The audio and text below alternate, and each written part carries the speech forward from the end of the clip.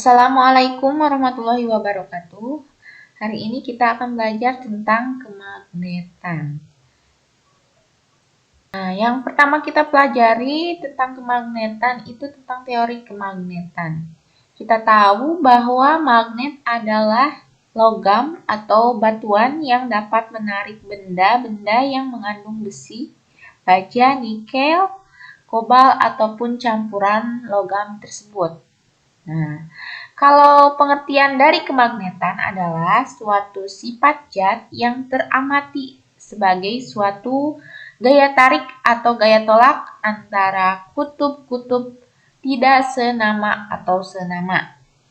Sifat-sifat magnet itu disebabkan karena gerak elektron di dalam atom-atom tersebut.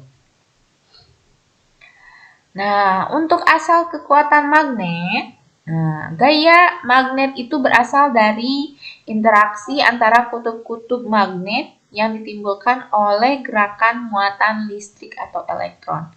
Kalau kemarin pas pembelajaran tentang listrik, itu muatan listrik bisa menimbulkan adanya arus listrik. Nah, di sini di magnet juga ada hubungannya ya dengan elektron. Kemudian pada benda kutub utara atau kutub selatan, partikel elementer magnet. Ini disebutnya partikel elementer magnet pada benda tersebut tersebar secara acak. Sehingga benda tidak memiliki sifat magnet. Pada beberapa jenis tertentu, logam tertentu, seperti besi dan baja, sejumlah magnet elementer apabila diinduksi dapat disusun berbaris pada arah tertentu sehingga benda bersifat magnet. Jadi ini untuk partikel elementer magnet itu, kalau magnet itu tersebarnya secara acak ya, seperti ini gambar yang pertama. Gambar A ini ada gambar ya, ini partikel penyusun magnetnya. Yang A itu magnet elementer tersebar acak. Kalau tersebar secara acak, benda tidak bersifat magnet ya. Kalau beracak seperti ini itu tidak bersifat magnet atau tidak bisa menarik. Nah, kalau ini yang B itu magnet elementer tersusun pada arah tertentu. Nah, ini sejajar ya, sama ya, tuh semuanya berbaris dengan arah yang sama. Ini berarti benda tersebut memiliki sifat magnet sehingga dapat menarik logam tertentu seperti besi, baja, dan sebagainya. Oke, lanjut. Adapun bentuk-bentuk magnet ini ada beberapa macam ya. Ada magnet batang. Magnet batang seperti kita tahu ini ada arah selatan dan utara. Kemudian ada magnet jarum. Ini gambarnya yang ini nih. Magnet jarum itu adanya di kompas ya, di jarum kompas. Sama juga ada utara dan selatan. Kemudian ada magnet silinder. Silinder ini hampir sama dengan batang tapi bentuknya silinder. Kemudian ada magnet U atau ladam. Nah, kalau ladam itu seperti tapak kuda ya, seperti ini bentuknya, sama seperti U. Kalau magnet U seperti huruf U seperti ini, ya. Ini sama memiliki kutub utara dan selatan. Terus yang terakhir ada magnet keping. Kalau keping ini tidak ada kutubnya ya, jadi masih bisa ditentukan, nggak bisa ditentukan mana arah utara dan selatannya atau kutub utara dan selatannya. Oke, selanjutnya bahan magnetik ini ada beberapa bahan ya. Berdasarkan sifat bahan daya tarik magnet, ini bahan magnetik dibedakan menjadi 3. Yang pertama, bahan feromagnetis atau magnetik. Bahan yang tertarik sangat kuat oleh magnet. Ini ada Fe, Co, Ni, dan baja. Fe itu besi ya. Co, kobalt. Ni, nikel, dan baja. Yang kedua, bahan paramagnetis. Ini bahan yang tertarik magnet dengan gaya yang lemah. Jadi, tertariknya itu tidak kuat. Ada aluminium, mangan, ya, titanium. Yang ketiga, bahan diamagnetis atau bahan yang tidak dapat ditarik dengan magnetnya. Meskipun ini logam ya jenisnya, tapi tidak bisa tertarik oleh magnet seperti Bi, Cu, kuprum, autum itu emas ya. Zn ya, itu nggak bisa ditarik oleh magnet meskipun jenisnya itu logam. Oke, lanjut. Nah, ini gambarnya ya, macam-macam. Berdasarkan jenis bahannya itu magnet itu ada berapa macam. Yang pertama magnet campuran. Ini magnet campuran itu ada beberapa macam juga. Yang pertama ada magnet alkomak atau campuran besi dan aluminium. Ini sifatnya keras dan memiliki gaya yang tarik sangat kuat ya semuanya nih. Yang kedua ada magnet alniko atau campuran besi dan nikel ya. Terus yang ketiga ada magnet trikonal atau campuran besi dan kobalt. Nah, yang kedua ada magnet permanen keramik. Jadi ini bahannya dari keramik ya, terbuat dari serbuk perit, bersifat keras dan memiliki gaya tarik kuat. Ya.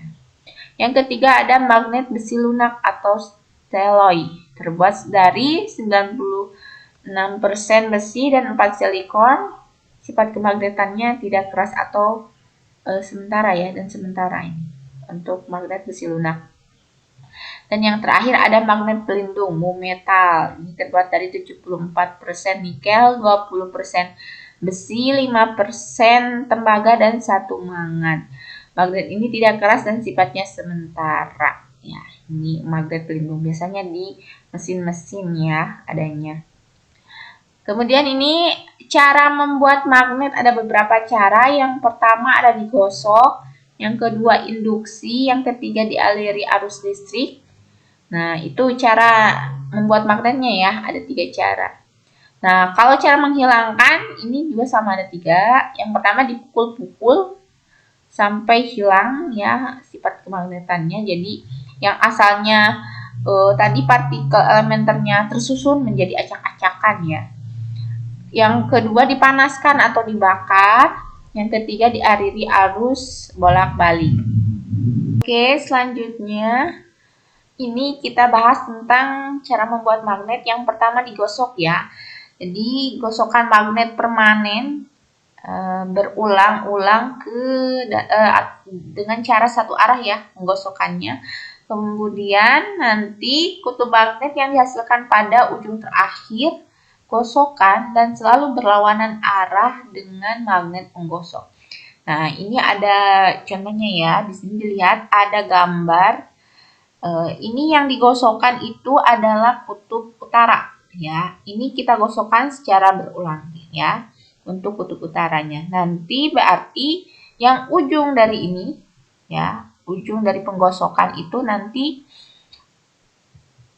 kutubnya itu adalah kutub apa? Kutub, kita buktikan. Kutub selatan atau utara. Nah, ini digosok terus-terusan secara berulang ya. Secara satu arah ya kutub utaranya. Nah, ingat tadi berlawanan arah, berarti hasilnya ini ujungnya adalah kutub selatan. Berarti yang atas yang pertama kali menempel ke sini itu adalah kutub utara. Jadi kutub utara yang pertama kali menempel ke ujung sini itu akan menjadi kutub utara dan akhirnya itu akan menjadi kutub selatan. Oke, itu yang pertama caranya dengan digosok ya. Oke, selanjutnya yang kedua adalah induksi. Jadi kutub magnet yang dihasilkan selalu berlawanan dengan magnet penginduksi. Nah, induksi itu kan dialiri ya. Oke. Kita ini didekatkan ya, induksi itu didekatkan. Nah, jadi gini. Ketika kutub selatan didekatkan dengan bahan yang akan dijadikan sebagai magnet, itu ini kutub selatan yang didekatkannya, maka nanti yang berada di dekat kutub selatan itu akan menjadi kutub utara. Dan sebaliknya nih, ujungnya berarti kutub selatan yang nantinya bisa menarik dari benda-benda seperti besi. Ini paku ya, terbuat dari besi. Oke, itu induksi dengan cara didekatkan. Selanjutnya dialiri arus listrik. Nah, ini ada suatu rangkaian listrik, dan ini yang tanda panah itu sebagai arus listriknya. Nah, lakukan dengan bantuan ballpoint atau sebagainya sebagai besi. Perhatikan aliran arus yang melewati kabel lewat atas ataukah bawah besi. Nah, genggam tangan pada ballpoint sesuai arah lewat atas ataukah bawah ballpoint. Arah ibu jari atau keluaran menunjukkan magnet kutub utara. Jadi ini kalau kita lakukan ya, contohkan dengan tangan kita. Nah, kita mulai ya, ini simulasinya. Nah, ini adalah arus listriknya. Ini berputar ya. Seperti ini. Nah, ini keluaran dari arah dari arus listriknya itu menghasilkan magnet kutub utara ya. Ya, jadi kalau kita arahkan sebagai ibu jari ya, dalam ballpoint, genggam nih ibu jarinya. Nah, dari arah ibu jari itu adalah kutub utara ya, itu dengan cara dialiri arus listrik. Oke, sekarang tentang sifat-sifat magnet nih. Di sini kita mulai ya, ada simulasinya ini. Nah, kalau kita lihat kalau kutubnya ini sama nih, utara dengan utara, magnetnya ini berarti sejenis ya, akan tolak menolak. Nah, sejenis utara dengan utara ataupun sebaliknya selatan dengan selatan. Kalau ini, nah ini kan beda ya, beda kutub. Ini selatan dengan utara, atau tidak sejenis. Nah, maka akan tarik menarik selatan dengan utara atau utara dengan selatan ya. Tuh. Itu dari sifat-sifat magnet. Nah, adapun medan magnet nih, medan magnet adalah ruang atau daerah di sekitar magnet yang masih dipengaruhi oleh gaya magnet. Seperti kemarin ya, yang dipelajari pada semester 1 tentang medan listrik. Jadi, daerah yang masih mengandung listrik, kalau ini medan magnet berarti daerah yang masih mengandung gaya magnet. Nah, medan magnet digambarkan dengan garis-garis gaya seperti dengan anak panah ya. Nah, ini mana ya gambarnya. Terus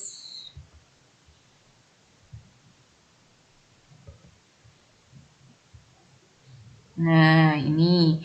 Jadi kalau arah utara ini dari medan ini ada gaya tarik menariknya dengan kutub selatan ya. Nah, ini kalau cuma kutub selatan seperti ini, kalau cuma kutub utara seperti ini. Ya, arahnya. Kalau didekatkan ini kutub utara, kalau ini didekatkan kutub selatan ya. Oke. Kalau didekatkan nanti akan utara dengan utara akan tolak menolak ya. Medan magnetnya kalau selatan ke utara nanti akan tarik menarik seperti ini. Nah, apa yang akan terjadi jika sebuah magnet itu dipotong? Jadi kalau kita punya magnet batang nih, nah kita potong. Nah, gimana nih antara utara dan selatannya? Apakah terpisah atau enggak? Nah, ini kita contohkan ya. Ada magnet batangnya seperti ini. Ini arah utaranya, ini arah selatannya. Nah, kita potong di tengah-tengah, maka akan menghasilkan dua magnet. Ternyata ya, dua magnet yang memiliki arah utara dan selatan. Nah, jadi nggak terpisah ya. Di sini arah utaranya sama ya dengan yang atas, arah utara. Ini arah selatannya. Ini juga sama arah utara dan selatannya. Oke, jadi ini yang SO-nya itu yang arah selatan dan utaranya tarik menarik ya. Oke, lanjut. Kalau kita ini potong lagi nih, apa yang akan terjadi? Nah, ini juga menghasilkan ya. Tadi hasil potongan tadi kita potong menghasilkan buah magnet lagi dengan arah utara dan selatan. Jadi, arah selatan dan utaranya itu yang paling dekat yang nantinya akan menghasilkan gaya tarik menariknya. Ini juga sama ya. Seperti ini ya kalau magnet dipotong secara terus-menerus. Oke. Nah, sekarang tentang kemagnetan bumi nih. Kita tahu bahwa planet kita, planet bumi itu memiliki magnet ya, kemagnetan bumi. Arah utara dan selatannya. Ini itu kalau ada gambar ini SU ya, magnet jarum ya. Ini berarti secara otomatis ada di kompas ya. Di kompas alas selatan selalu mengarah ke kutub mana nih? Nah, dilihat ya di sini. Kalau diarahkan tanda magnet utara dan selatan, ya kebalikannya ya. Nah, jadi jarum kompas utara selalu mengarah ke utara karena kutub selatan magnet bumi terletak di kutub utara bumi dan kutub utara magnet bumi terletak di kutub selatan. Jadi yang selatan di jarum kompas itu sebenarnya mengarah kemana? Ke kutub utara ya. Kalau kutub utara magnet nih, kutub utara magnet ini sebenarnya mengarah ke kutub selatan bumi. Itu ya. Jadi kebalikannya. Karena ingat itu akan terjadinya tarik menarik. Nah, yang selatan akan tertarik, akan menarik arahnya ke kutub utara bumi. Kalau utara di magnet akan mengarah ke selatan. Nah, ini ada yang disebut dengan simpangan jarum kompas nih. Letak kutub-kutub magnet bumi tidak tepat berada di kutub bumi. Jadi tidak pas langsung menuju ke arah utara dan selatan bumi ya. Tapi menyimpang terhadap letak kutub bumi. Hal ini menyebabkan garis-garis gaya magnet bumi mengalami penyimpangan terhadap arah utara dan selatan. Akibatnya penyimpangan kutub utara, jarum kompas akan membentuk sudut terhadap arah utara dan selatan bumi. Sudut yang terbentuk oleh kutub utara jarum kompas dengan utara dan selatan geografis disebut deklinasi. Di sini ya ada gambar nih. Ada gambar ini kutub selatan. Kalau kutub utara magnet bumi ya. Kalau di kompas kutub selatan berarti ya mengarahnya. Nah, ini ada garis-garis dari medan magnetnya nih. Sehingga akan terbentuk nih ada sudut ya. Sudut antara kutub selatan magnet bumi dengan kutub utara dari kompas gitu ya. Kalau secara lebih jelasnya kita lihat di pet ya. Bu ada cara ini. Nah, ini kalau misalnya jarum kompas seperti ini ya. Ini ada medan magnetnya nih. Ini jarum kompas. Nah, kalau ini magnet batang ya. Nah, kalau didekatkan akan seperti ini arah medannya. Jadi kalau sama bumi nih, kalau arah bumi ya kita saukan planetnya ya. Nah, kalau dengan arah bumi, nah ini jarum kompas ya, kita dekatkan nih posisinya. Nah, jadi ini yang arah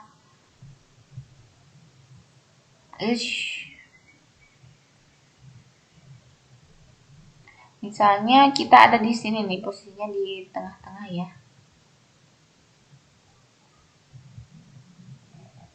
Nah,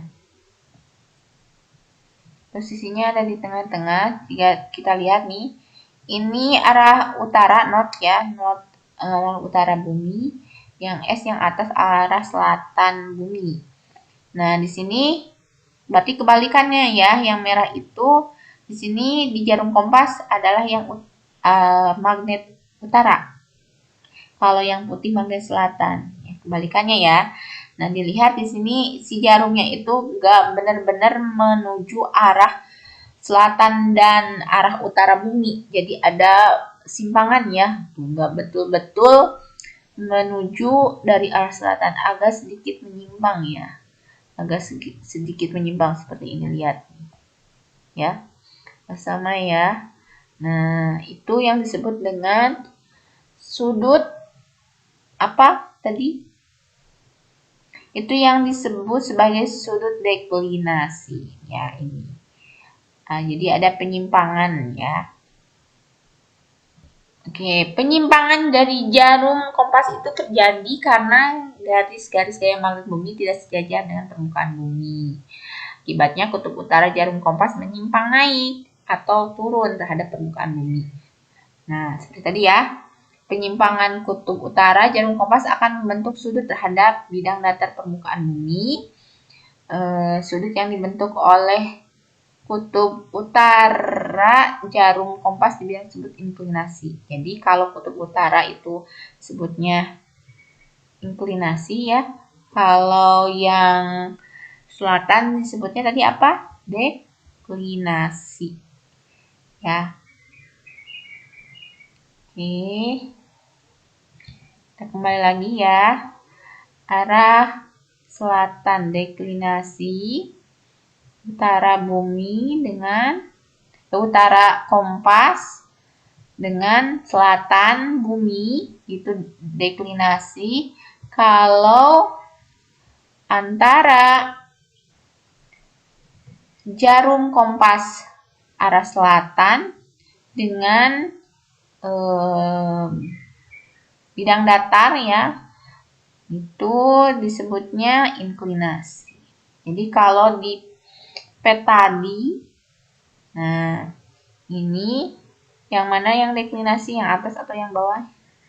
Nah, yang ini disebutnya apa? Ini utara dengan selatan. Utara dengan selatan tadi apa?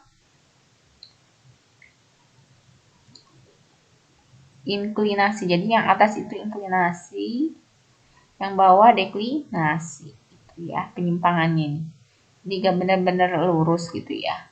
Tuh, menuju arah. Jadi ada simpangan kalau berdasarkan bidang datarnya. Nah, untuk pertemuan kali ini dicukupkan sekian. Untuk pertemuan selanjutnya kita akan belajar tentang elektromagnetik ya. Terima kasih atas perhatiannya. Wassalamualaikum warahmatullahi wabarakatuh.